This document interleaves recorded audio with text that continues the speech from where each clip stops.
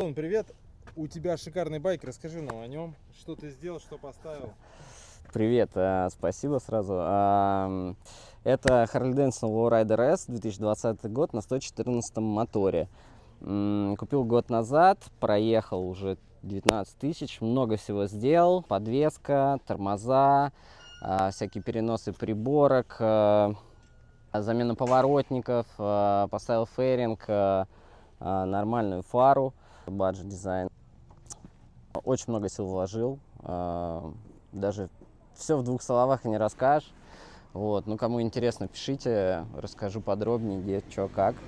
Вот. Какие планы, цели дальше? Stage 2 это, в принципе, последнее, что осталось из такого глобального. Это вал 475 от S&S, маслоплита, маслонасос, настройка и кататься.